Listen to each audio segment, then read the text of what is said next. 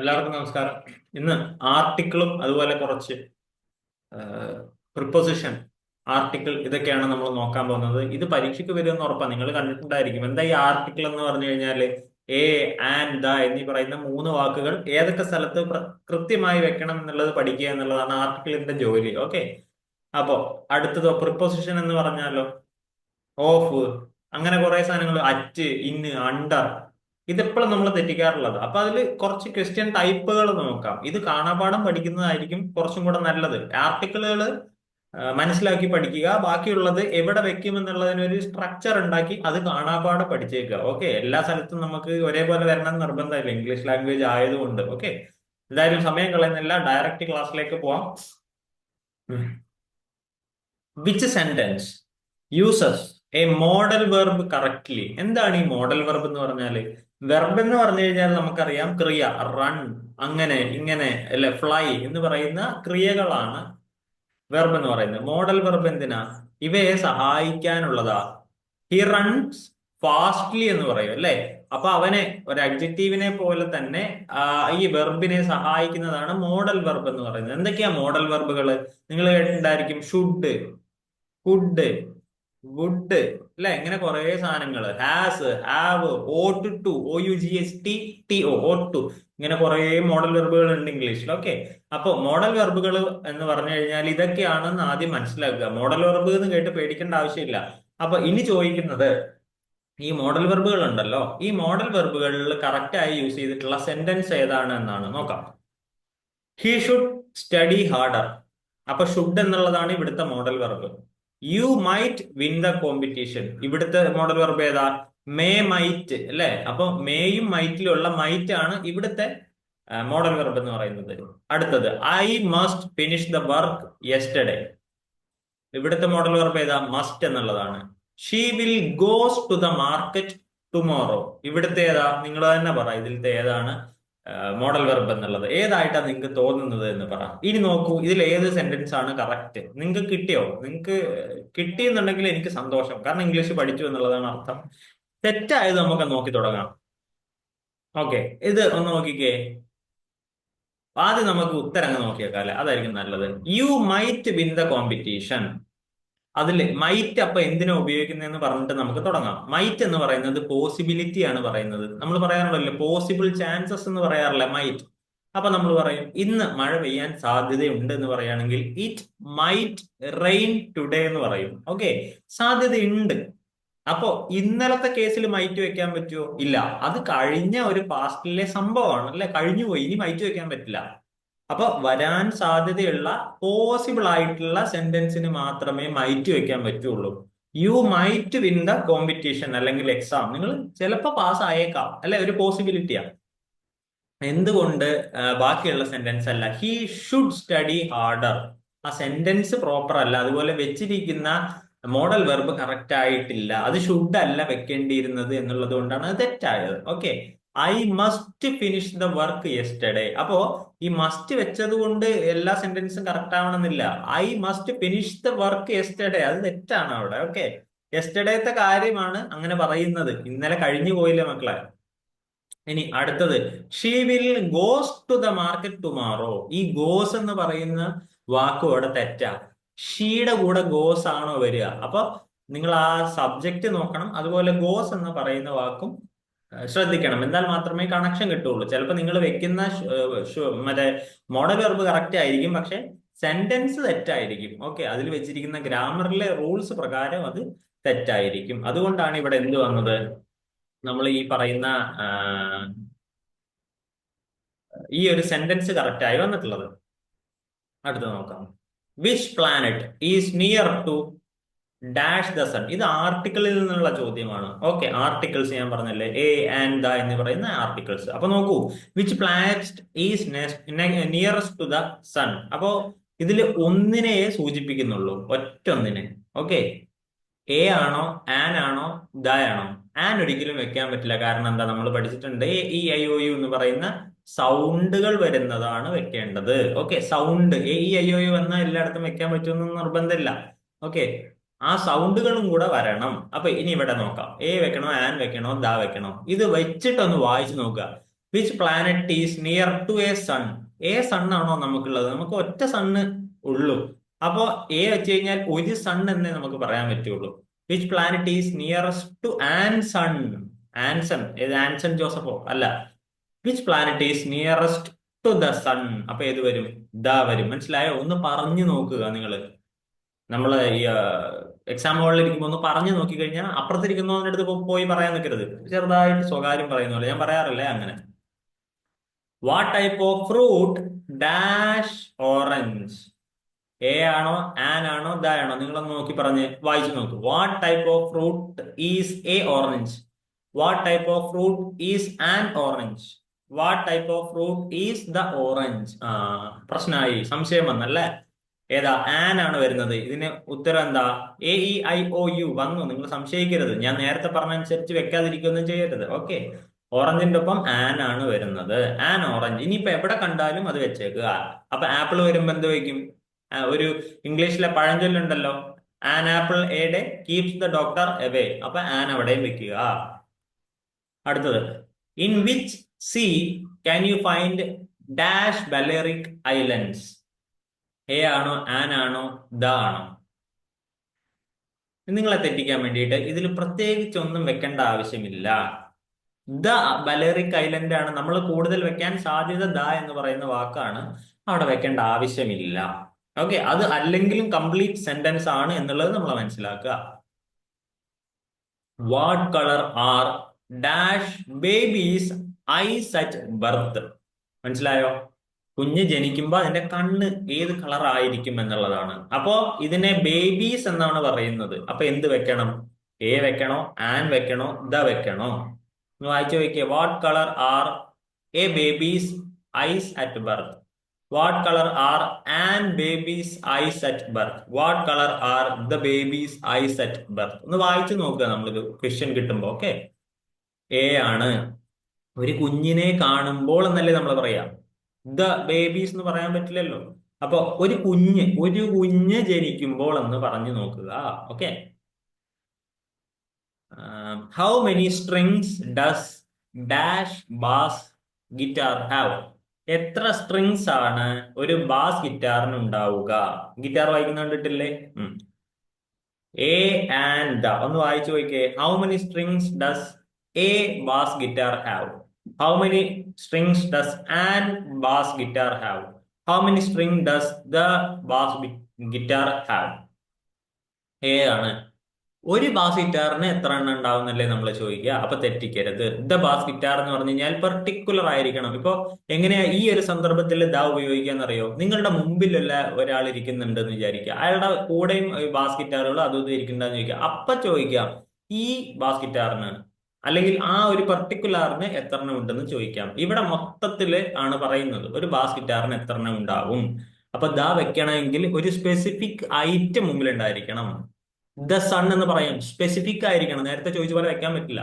The bus എന്ന് ചോദിക്കാം, specific ആയിരിക്കണം. ആ ഒറ്റ ഒന്നിനെ പറ്റിയിട്ടായിരിക്കണം പറയുന്നത്. അപ്പോഴാണ് ദ വെക്കുന്നത്. How many players can be on court dash volleyball team. Volleyball ടീമില് ഒരു കോർട്ടിൽ എത്ര കളിക്കാരുണ്ടായിരിക്കാം? എ ആൻഡ് ദ ഒന്ന് വായിച്ചു നോക്കിയാൽ. How many players can be on court A in A volleyball team? Can be on court in an volleyball team. B on court in the volleyball team. ഒന്ന് വായിച്ചു നോക്കിയാൽ ഏതാ കറക്റ്റ് വരിക? A ആണ്. ഒരു വോളിബോൾ ടീമിൽ എത്ര പ്ലെയേഴ്സ് ഉണ്ടായിരിക്കണം? അപ്പൊ നമുക്ക് ചോദിക്കാം എപ്പോഴാ ദാ വെക്കുക? ആ പ്ലെയേഴ്സ് അല്ലെങ്കിൽ ടീം മുമ്പിലുള്ളപ്പോൾ നമുക്ക് അവരെ പറ്റി ചോദിക്കുമ്പോൾ, ആ സ്പെസിഫിക് ആയ ടീമിനെ പറ്റി നമ്മൾ മുമ്പിൽ വെച്ച് ചോദിക്കുമ്പോൾ, മുമ്പിൽ എന്ന് പറയുന്നത് നേരിട്ട് കാണണം എന്നല്ല ഞാൻ ഉദ്ദേശിക്കുന്നത്, സ്പെസിഫിക് ആയിരിക്കുമ്പോഴേ ദ ഉപയോഗിക്കാൻ പറ്റുള്ളൂ. ഇത് ഒരു വോളിബോൾ ടീമിനെ പറ്റിയിട്ടില്ല ചോദിച്ചത്, മൊത്തത്തിലുള്ളതാണ് ചോദിച്ചത്.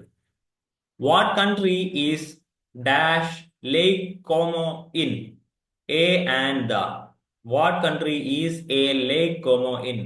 What country is an lake Como in? What country is the lake Como in? പിന്നൊന്നും വേണ്ട, എ ആണ്. ഓക്കെ. അതും ഇതുമായിട്ട് ബന്ധപ്പെട്ടതാണ്. അടുത്ത നോക്കാം. How many States are there in dash USA? A and the ഒന്ന് വായിച്ചു നോക്കിക്കേ. എനിക്ക് വായിച്ച് മടുത്തു, അതുകൊണ്ടാണ്. നിങ്ങൾ സ്വയം വായിക്കും. എല്ലാം പഠിപ്പിച്ചു തന്നാൽ ശരിയല്ലല്ലോ. നിങ്ങളൊന്ന് ശരിയാക്കി നോക്ക്. ഏതാ? ദ. അപ്പൊ മറക്കരുത്, എവിടെ യു എസ് എ എന്ന് പറയുന്നത് കണ്ടാലും പോസിബിൾ ആണെങ്കിൽ യു എസ് എന്റെ ഒപ്പം ദ ചേർത്തേക്കുക. ഓക്കെ, എന്തുകൊണ്ടാ ദ ചേർക്കാൻ പറയുന്നത്? എ യു എസ് എ എന്ന് പറയാൻ പറ്റില്ല, ആൻ യു എസ് എ എന്ന് പറയാൻ പറ്റില്ല. A e i o u ഒക്കെ വരുന്നുണ്ട്, പക്ഷെ അത് പോസിബിൾ അല്ല, ഇവിടെ ചെയ്യാൻ പാടില്ല. ഓക്കെ, ഇതൊരു കൺട്രിയെ പറ്റിയാ ചോദിച്ചിരിക്കുന്നത്, അപ്പൊ ദ വെക്കണം. In the U S A എന്നാ നമ്മൾ പറയാം. Which European country has not fought in, അതായത് യുദ്ധത്തില് in dash war since 1815, 1815. Okay.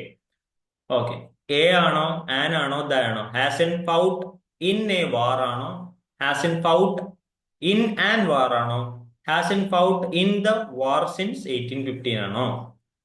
In a വാർ എന്നാണ് വരിക. ഒരു വാറിലും പങ്കെടുക്കാത്തത്, ഒരു വാറിലും പങ്കെടുക്കാത്തത്. ഇവിടെ ഏതെങ്കിലും ഒരു കൺട്രിയാണ്. ഇപ്പോ യൂറോപ്പിലെ ഏതെങ്കിലും ഒരു കൺട്രി എടുക്കുക, ആ കൺട്രി മാത്രം എടുത്തിട്ട്, ഇപ്പൊ റഷ്യ എന്ന് പറയുന്ന ഒരു കൺട്രി, ഇൻ ദ റഷ്യ എന്ന് നമുക്ക് ചോദിക്കാൻ പറ്റും. കാരണം എന്താ? അവിടെ സ്പെസിഫിക് ആണ്, ഇവിടെ സ്പെസിഫിക് അല്ല. സ്പെസിഫിക് അല്ല എന്ന് മാത്രമല്ല, വാർന്നേ നമുക്ക് പറയാനും പറ്റുള്ളൂ. സ്പെസിഫിക് ആയ ഒരു രാജ്യം ഒരാളൊക്കെ തരികയാണെങ്കിൽ, ഒരു പേന അതൊക്കെ തരികയാണെങ്കിൽ ഇതാ ഉപയോഗിക്കാം. I saw dash elephant at the zoo yesterday. ഇതിൽ നിന്ന് ഞാൻ ഉത്തരം പറഞ്ഞു തരാൻ നിൽക്കുന്നില്ല, ഡയറക്റ്റ് പോവാം. ആൻ ആണ്, ആൻ എലിഫന്റ് ആണ്. Okay. Which sentence uses articles correctly? ഇതൊരു പണിയാണ്. ഇതിൽ ഏതിലാണ് ആർട്ടിക്കിൾ കറക്റ്റ് ആയിട്ട് യൂസ് ചെയ്തിട്ടുള്ളത്? She bought a orange and a apple. ഇപ്പൊ നിങ്ങൾക്ക് ഓർമ്മയുണ്ടെങ്കിൽ ഈ സെന്റൻസ് എന്താന്ന് നിങ്ങൾക്ക് പറയാൻ പറ്റും. He is an honest man. We saw a eagle flying in the sky. She wants the apple from the basket, not a banana. ഇതിൽ ഏതാണ് ശരി? ഒന്ന് വായിച്ചു നോക്കിയാൽ ഒരു രണ്ടെണ്ണം നിങ്ങൾക്ക് കുഞ്ഞു ബുദ്ധി ഉണ്ടെങ്കിൽ വെട്ടിക്കളയാൻ പറ്റും. ഓക്കെ, നിങ്ങൾ കളിയാക്കല്ല കേട്ടോ, ഞാൻ നിങ്ങളെ മോട്ടിവേറ്റ് ചെയ്യാൻ ശ്രമിക്കുകയാണ്. അപ്പോ നിങ്ങളുടെ ചെറിയ ബുദ്ധി തന്നെ നിങ്ങൾക്ക് രണ്ടെണ്ണം ഡയറക്റ്റ് ആയിട്ട് കട്ട് ചെയ്ത് കളയാൻ പറ്റും, എലിമിനേറ്റ് ചെയ്ത് കളയാൻ പറ്റും. അത് ഏതൊക്കെയാണെന്ന് ആലോചിച്ച് നോക്കിയേ. മൂന്നെണ്ണം ഡയറക്റ്റ് ആയിട്ട് കട്ട് ചെയ്യാൻ പറ്റുന്നതിലുണ്ട്. He is an honest man എന്നുള്ളതാണ് കറക്റ്റ് ആയിട്ടുള്ള സെന്റൻസ്. ബാക്കിയൊക്കെ തെറ്റായി. എന്തുകൊണ്ട്?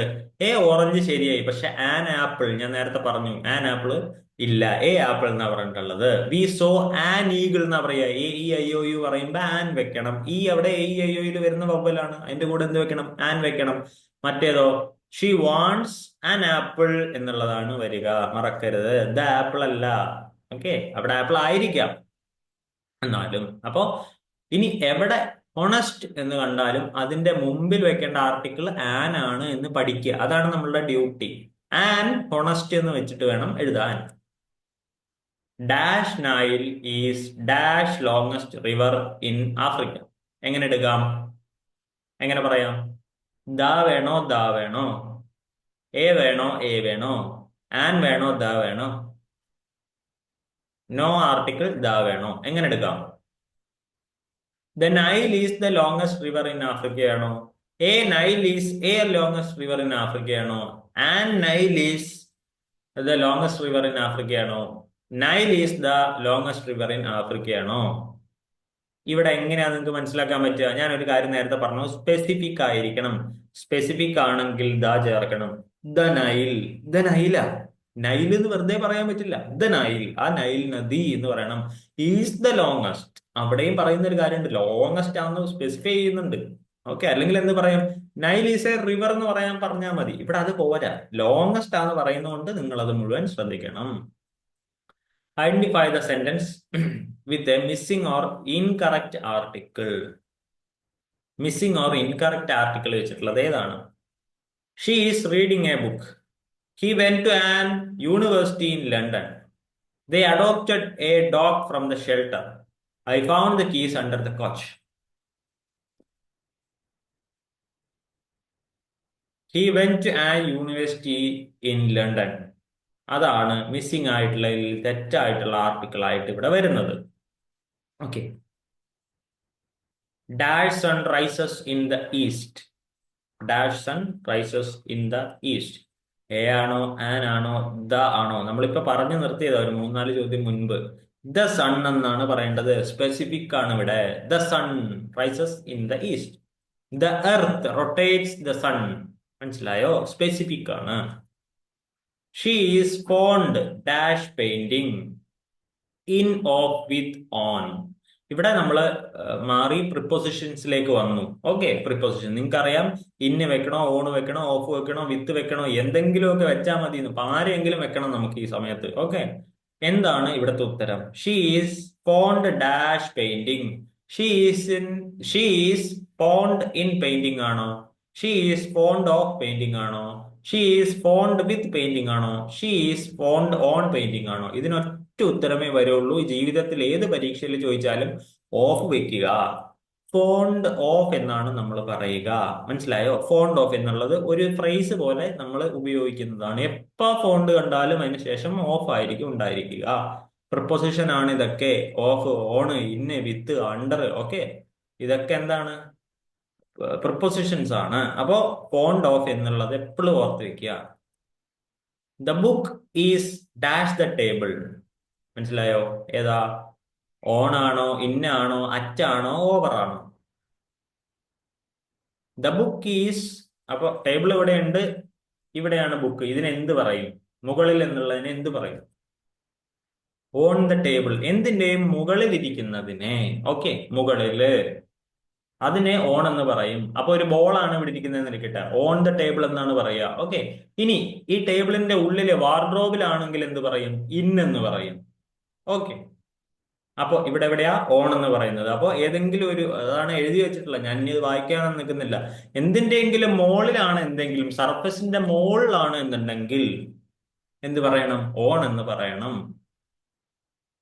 Which sentence uses the correct preposition?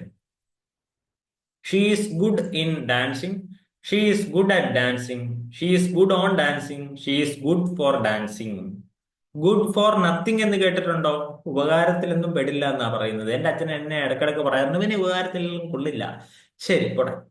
അപ്പോ ഇതിൽ കറക്റ്റ് പ്രപ്പോസിഷൻ ഏതാ ഉപയോഗിച്ചിട്ടുള്ളത്? She is good at dancing. എപ്പോഴും ആലോചിക്കുക, ഗുഡ് അറ്റ് എന്നാണ് പറയുന്നത്. ഇന്നോ ഓണോ ഫോറോ ഒന്നുമല്ല. എന്ത് എവിടെ ഇനി കണ്ടാലും ഗുഡ് അറ്റ് എന്നാ പറയേണ്ടത്. Good at something. മനസ്സിലായോ? Good at dancing, good at eating. നല്ല ഭക്ഷണം കഴിക്കാൻ ഇഷ്ടമുള്ള ആളാ, ഗുഡ് അറ്റ് ഈറ്റിംഗ് അങ്ങനെ പറയാ. He has been living in London dash 2010. For ആണോ, സിൻസ് ആണോ, അറ്റ് ആണോ, ഫ്രം ആണോ? ഇത് നിങ്ങൾ എളുപ്പം ചെയ്യുന്നൊരു ക്വസ്റ്റ്യൻ ആണ്. നിങ്ങൾ കണ്ടിട്ടുണ്ടായിരിക്കും ഇത്. ഇതെന്താ വരിക? സിൻസ് ആണ്. ഏതെങ്കിലും ഒരു കാലഘട്ടം മുതലുള്ള കഥ പറയാൻ തുടങ്ങുകയാണെങ്കിൽ എന്ത് വെക്കണം? അവിടെ എന്താ വെക്കേണ്ടത്? സിൻസ് വെക്കണം. തുടങ്ങിയത് മുതൽ, തുടക്കം എന്നൊക്കെ പറയാൻ സിൻസ് ഇന്ന പരിപാടി. അല്ലെങ്കിൽ എന്ത് പറയാം? I have been waiting you since afternoons എന്നൊക്കെ പറയാം. ഓക്കെ, ടില്ല് വെക്കാൻ പറ്റില്ല, അത് വേറൊരു അർത്ഥമാണ്. ഓക്കെ, പറഞ്ഞുതരാം. അപ്പൊ സിൻസ് 2010, സിൻസ് അത് തൊട്ട്. He's looking forward dash his vacation. വെക്കേഷന് വേണ്ടി അവൻ കാത്തിരിക്കുകയാണ്. ലുക്കിംഗ് ഫോർവേഡ് ഇത് ഒരു ഫ്രൈസ് ആണ്. ലുക്കിംഗ് കഴിഞ്ഞ് എന്ത് വന്നാലും ഫോർവേഡ് വെക്കാൻ ശ്രദ്ധിക്കുക. To forward to his vacation ആണോ? ഫോർവേഡ് ഫോർ ഹിസ് വെക്കേഷൻ ആണോ? ഫോർവേഡ് ഓൺ വെക്കേഷൻ ആണോ? ഫോർവേഡ് അബൌട്ട് ഹിസ് വെക്കേഷൻ ആണോ? ടു ആണ്. ലുക്കിംഗ് ഫോർവേഡ് ടു എന്നുള്ളതാണ് കറക്റ്റ് ആയിട്ടുള്ള ഫ്രേസ്. എവിടെ എന്ത് കണ്ടു കഴിഞ്ഞാലും ഏകദേശം ഒപ്പിക്കാൻ പറ്റുന്ന സാഹചര്യങ്ങളാണെങ്കിൽ എന്ത് വെക്കണം? ലുക്കിംഗ് ഫോർവേഡ് ടു എന്ന് പറയുന്നത് വെക്കുക. നിങ്ങൾ ജോബ് അപ്ലിക്കേഷൻ ഒക്കെ കൊടുക്കാറില്ലേ? അങ്ങനെയൊക്കെ പോകുമ്പോൾ അതിൽ നമ്മൾ അവസാനം ഒരു വരി വെക്കും, ലുക്കിംഗ് ഫോർവേഡ് ടു യുവർ, അതായത് നിങ്ങളുടെ റിപ്ലൈക്ക് വേണ്ടിയിട്ട് എന്ന് പറയാറുണ്ട്. അപ്പൊ ലുക്കിംഗ് ഫോർവേഡ് ടു ആണ് കറക്റ്റ് ആയിട്ടുള്ള എക്സ്പ്രഷൻ. എന്തിനു വേണ്ടിയിട്ട്? Anticipating something with pleasure. എന്താ ഈ ലുക്കിംഗ് ഫോർവേഡ് ടു എന്ന് പറയുന്നത്? നിങ്ങൾ എന്തോ നല്ല കാര്യം എനിക്ക് തിരിച്ചു പറയാനുണ്ട്, എന്നോട് തിരിച്ചു പറയാനുണ്ട്, അപ്പൊ അതിന് വേണ്ടിയിട്ടാണ് ഞാൻ വെയിറ്റ് ചെയ്യുന്നത്. അപ്പൊ ഇയാളും എന്തിനാ വെയിറ്റ് ചെയ്യുന്നത്? വെക്കേഷന് വേണ്ടിയിട്ട്, നല്ല കാര്യത്തിന് വേണ്ടിയിട്ടാണ് വെയിറ്റ് ചെയ്യുന്നത്. The children are playing dash the park. In the പാർക്കാണോ, ഓൺ ദ പാർക്കാണോ, അറ്റ് ദ പാർക്കാണോ, ഇൻ ടു ദ പാർക്കാണോ? ഇൻ ദ പാർക്കാണ്. ഓൺ ദ പാർക്ക് പറഞ്ഞ പാർക്കിന്റെ മുകളിൽ കയറി കളിക്കുന്നതാണ്. ഇത് ഉള്ളിലാണ് കളിക്കുന്നത്. Okay, okay. അപ്പൊ ഇൻ ദ പാർക്കാണ്. He was punished dash his mistake. For ആണോ, അബൌട്ട് ആണോ, വിത്ത് ആണോ, ഇൻ ആണോ? നമുക്ക് വായിച്ചു നോക്കാം. Punished in his mistakes, with his mistakes, about his mistakes, for his mistakes. ഏതാ കറക്റ്റ്? ഏതായിരിക്കാം? നിങ്ങൾ കേട്ട ഏറ്റവും എളുപ്പമുള്ളതാണ് ഇത്. For his mistake. അവൻ ചെയ്ത കുറ്റത്തിന് ഫോർ ആണ്. ഫോർ എപ്പൊ ഇത് കണ്ടാലും ആലോചിക്കുക, ഫോർ എന്തിനാ ഉപയോഗിക്കുന്നത്? Indicate the reason or cause of an action. For എന്തിനാ? ഒരു റീസൺ കാണിക്കാൻ വേണ്ടിയിട്ട്, അല്ലെങ്കിൽ ഒരു ആക്ഷൻ പറയാൻ വേണ്ടിയിട്ടാണ് ഫോർ ഉപയോഗിക്കുന്നത്. എബൌട്ട് ഒന്നും പറയരുത്. എബൌട്ട് മീ എന്നൊക്കെ നമ്മൾ പറയാറുണ്ട്, അതൊന്നും അല്ല ഇവിടെ പരിപാടി. ഫോർ എന്ന് പറയുന്നത് ഒരു റീസൺ കാണിക്കാൻ വേണ്ടിയിട്ട്, അല്ലെങ്കിൽ ഒരു കോസ് ഓഫ് ആക്ഷൻ കാണിക്കാൻ വേണ്ടി. അവൻ എന്തോ ചെയ്തത് കൊണ്ടാണ് പണിഷ് ചെയ്തത് എന്നല്ലേ പറയേണ്ടത്. അപ്പൊ അതൊരു റീസൺ, അതുപോലെ തന്നെ അവൻ ചെയ്തതിനെ കുറിച്ചാണ് പറയുന്നത്. Which sentence uses the correct preposition? She is interested four photography, interested in photography, about photography, on photography. എളുപ്പം എന്താ? ഇൻ ഫോട്ടോഗ്രാഫി ആണ്. ഇൻട്രസ്റ്റഡ് എന്ന് കാണുന്ന ഒരു വാക്കാണെങ്കിൽ, സെന്റൻസ് ആണെങ്കിൽ, അവിടെ എപ്പോഴും നിങ്ങൾ ഇന്ന് വെക്കാൻ ശ്രദ്ധിക്കണം. Interested in. I am interested in cricket എന്ന് പറയാം. ഐ ആം ഇൻട്രസ്റ്റഡ് ഇൻ ഇങ്ങനെയും പറയാം. എന്തും ഇൻട്രസ്റ്റഡ് ഇൻ ആണ്. He's afraid dash spiders. ഇത് എളുപ്പമുള്ള ചോദ്യമാണ്. ഓഫ് ആണോ, അബൌട്ട് ആണോ, വിത്ത് ആണോ, ബൈ ആണോ? എവിടെ അഫ്രൈഡ് കണ്ടാലും നിങ്ങൾ ഓഫ് വെക്കണം. എവിടെ അഫ്രൈഡ് കണ്ടാലും നിങ്ങൾ ഓഫ് വെക്കാൻ പഠിക്കുക. Afraid of spiders, afraid of police, afraid of train, afraid of അച്ഛനമ്മ, അഫ്രൈഡ് ഓഫ് ഭാര്യ, എന്ത് വേണമെങ്കിൽ പറയാൻ പറ്റും. ഓക്കെ, അഫ്രൈഡ് ഓഫ് ആണ് വെക്കേണ്ടത്. I dash speak 3 languages fluently. Can ആണോ, മസ്റ്റ് ആണോ, ഷുഡ് ആണോ, മേ ആണോ? ഇനി ഞാനൊരു കാര്യം പറഞ്ഞുതരാം. ഈ ക്യാൻ എപ്പോഴാണ് ഉപയോഗിക്കാന്നറിയോ? നിങ്ങൾ പോസിബിൾ ആയിട്ടുള്ള കാര്യങ്ങളെ പറയുമ്പോൾ, പോസിബിലിറ്റി അല്ല, പോസിബിൾ, എനിക്ക് ചെയ്യാൻ കഴിയും, അതിനാണ് ക്യാൻ പറയുന്നത്. മണ്ണെണ്ണ ക്യാൻ അല്ല, സാധാ ക്യാൻ. മസ്റ്റ്, നിർബന്ധമായും ചെയ്തിരിക്കണം. ഇത് ചെയ്തിട്ടില്ലെങ്കിൽ നീ മരിച്ചു. മറ്റേ മുകേഷ് ഒരു സിനിമയിൽ പറയില്ലേ, ചത്ത് ചത്ത് ചത്ത് ചത്ത് എന്ന് പറയില്ലേ, അതുപോലെ ഒത്തില്ല ഒത്തില്ല പറയില്ല, അത് ഉറപ്പാണ്. മസ്റ്റ് എന്ന് പറഞ്ഞാൽ ഇനി അതിൽ ഒടുവും ചതവും ഇല്ല, മസ്റ്റ്. ഷുഡ് കുറച്ചും കൂടെ കുറഞ്ഞതാ. ഇതൊരു നിർബന്ധപൂർവമുള്ള കാര്യമാണ് ഒരു 99% വരെ, അല്ലെങ്കിൽ 99.9% വരെ നിർബന്ധമുള്ള കാര്യമാണ്. ആ 1% വേണമെങ്കിൽ വിട്ടേക്കാം. മസ്റ്റ് അങ്ങനല്ല, 100. ചെയ്തിട്ടില്ലെങ്കിൽ ചത്ത് ചത്ത് ചത്ത്, അത്രേ ഉള്ളൂ. ഷുഡ് ഇമ്പോർട്ടന്റ് ആണ്, എന്നാലും ഒരു തരിക്ക് വേണമെങ്കിൽ കുറയ്ക്കാം. മേ എന്ന് പറഞ്ഞു കഴിഞ്ഞാലോ, യു മേ ഗോ ഔട്ട്. ഒരു എന്താ പറയാ, ഒഴിവ് കൊടുക്കുന്നത് പോലെയാണ് പറയുന്നത്. ഓക്കെ, അപ്പോ ഇനി നിന്ന് പറഞ്ഞു നോക്കിയേ, നിങ്ങളുടെ കഴിവിനെ പറയുന്നത് എന്താ ഇവിടെ? ക്യാൻ ആണ്. എക്സ്പ്രസ് എബിലിറ്റിയാ. I can dance, I can sing, I can ഓടൽ, റൺ. ഓക്കെ, ഇനി ഐ മസ്റ്റ് സ്പീക്ക് എന്ന് പറഞ്ഞു കഴിഞ്ഞാൽ എന്താ? ഞാനിപ്പോ ഇറ്റലിക്ക് പോവാണ്, ഓക്കെ, അല്ലെങ്കിൽ റഷ്യയിലേക്ക് പോവാണെന്ന് വിചാരിക്കട്ടെ. I must speak Russian language എന്ന് പറയണം. അവിടെ നിന്ന് റഷ്യൻ പറഞ്ഞില്ലെങ്കിൽ ചോറ് പോലും കിട്ടില്ല. അപ്പൊ എന്താ പറയേണ്ടത്? Must speak. I should speak എന്ന് പറഞ്ഞു കഴിഞ്ഞാൽ ഇംഗ്ലീഷ് ലാംഗ്വേജ് പഠിച്ചിരിക്കണം എന്നുള്ളൊരു അർത്ഥം വേണമെങ്കിൽ പറയാം. Okay, I should learn English, അല്ലെങ്കിൽ ഐ ഷുഡ് ലേൺ റഷ്യൻ എന്നുള്ളത്. അപ്പൊ ഓക്കെ, ഒരു 99-ലും പഠിച്ചിരിക്കാം. 1% വേണേ പഠിക്കാതെ പോയാലും കുഴപ്പമില്ല. അപ്പോ ഐ മേ സ്പീക്ക് എന്ന് പറഞ്ഞു കഴിഞ്ഞാല് വേണമെങ്കിൽ സംസാരിക്കാം, ആവശ്യം വന്നാൽ ചെയ്യാം എന്ന് പറയാറില്ല എന്ന മട്ടില്. You dash leave now if you want to catch the train. Should ആണോ, ക്യാൻ ആണോ, മസ്റ്റ് ആണോ, മേ ആണോ? നിങ്ങളൊന്ന് പറഞ്ഞു നോക്കിക്കേ, സ്വയം മനസ്സിൽ പറഞ്ഞു. ഞാൻ ഒരു 10 സെക്കൻഡ് തരാം.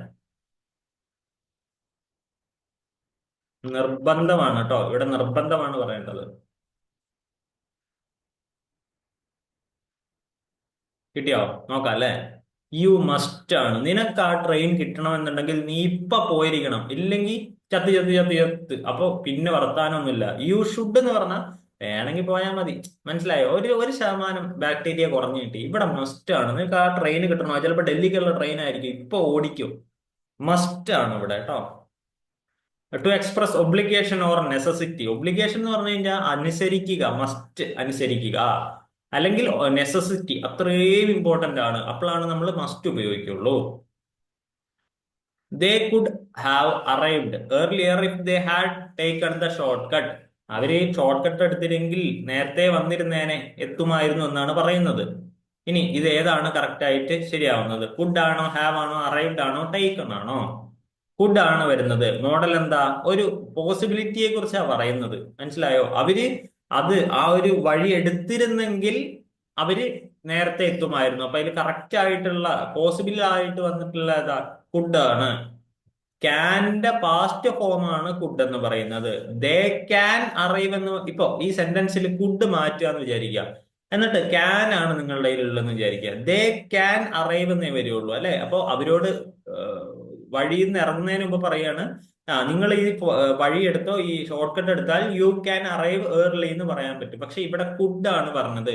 അപ്പൊ അവര് വന്നു കഴിഞ്ഞതിന് ശേഷം നമ്മൾ അവരെ പറ്റി കുറ്റം പറയുന്നതാണ്. ദേ കുഡ് ഹാവ് എന്നാ പറയുന്നത്. കുഡ് എന്താ? പാസ്റ്റ് ഫോം ആണ് ക്യാനിന്റെ. വില്ലിന്റെയോ? വുഡ് ആണ്. മനസ്സിലായോ?